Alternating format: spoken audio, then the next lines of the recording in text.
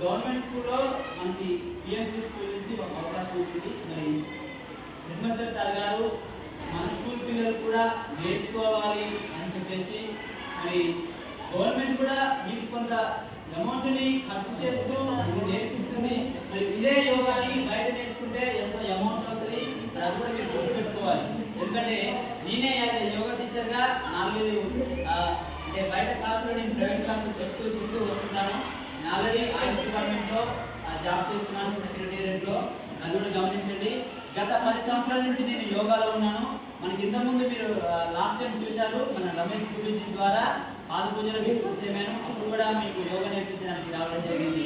మరి కాబట్టి నేనేం చెప్తున్నానంటే, ఫస్ట్ గవర్నమెంట్ స్కూల్ అనగానే డిసిప్లిన్ అనేది ఉండదని చెప్పి చాలా మంది అనుకుంటారు. మీరు నాకు ఏం చేయాలంటే డిసిప్లిన్గా ఉండి చూపెట్టాలి. ఈ యోగా క్లాసు జరుగుతున్నన్ని రోజులు మీరు డిసిప్లిన్గా ఉండి యోగాని మాస్టర్ని మేడాన్ని ఎందుకైతే పెట్టారో ఇక్కడ మీరు ఆ యొక్క రిజల్ట్ మీరు మీ ద్వారా అక్కడ చూపెట్టడం జరుగుతుంది. కానీ మీరు నేర్చుకోవాలి. మనకు ఏపీజే అబ్దుల్ కలాం సార్ ఒక మాట అంటాడు, గడిచిన ప్రతిరోజు ఏదో ఒక కొత్త విషయాన్ని నేర్చుకో అంటాడు. కానీ మీరేం చేస్తున్నారంటే కొంచెం ఇండిసిప్లిన్గా ఉండడం అనేది నాకు అంటే నేను గవర్నమెంట్ స్కూల్లో చదువుకోలేను కానీ అటు చేయకండి. మీకు ఒక రిక్వెస్ట్ చేస్తున్నాను, డిసిప్లిన్గా ఈ యొక్క ఉన్నటువంటి సమయాన్ని యోగాకి ఇచ్చే సమయాన్ని యోగా నేర్చుకోండి, చదువు విషయంలో చదువు నేర్చుకోండి, ఆటపాటల విషయంలో ఆటపాటలు కూడా నేర్చుకోండి.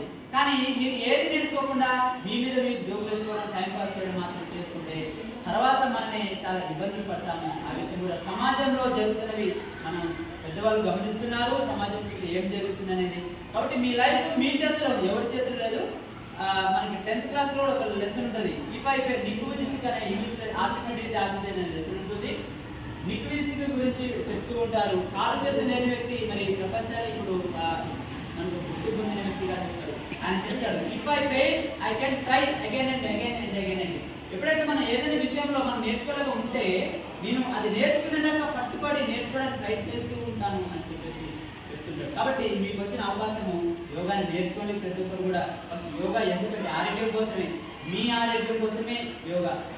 ఎవరు చేస్తే వాళ్ళకి ఆరోగ్యం ఉంటుంది. ఎందుకంటే 140 కోట్ల మంది భారతీయ జనాభా ఉంటే దాంట్లో 50% 50% మంది అన్ఫిట్గా ఉన్నారని చెప్పేసి WHO వరల్డ్ హెల్త్ ఆర్గనైజేషన్ వాళ్ళు చెప్తున్నారు.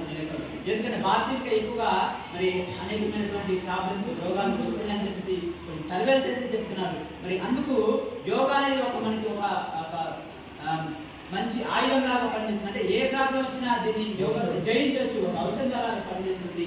కాబట్టి మరి యోగా ఎక్కడ పుట్టిందంటే మీ అందరికీ తెలుసు, భారతదేశంలోనే యోగా కనిపెట్టబడింది. కానీ ప్రపంచ దేశాలు దీన్ని మరి ఆరోగ్యం కోసం చేస్తున్నాయి. మరి మన భారతీయులు ఎందుకు చేయట్లేదు, ప్రపంచ దేశాలు ఎందుకు చేస్తున్నాయి అనేది కూడా గమనించండి. దీంట్లో ఏదో ఒక మంచి హైలైట్ ఉంటేనే కదా ఆరోగ్యానికి ఉపయోగపడుతున్నాయి వాళ్ళు నమ్మారు. కాబట్టి ప్రపంచ దేశాలు చేస్తున్నాయి, కానీ మన దేశం వాళ్ళు దీన్ని చేయలేకపోతున్నారు.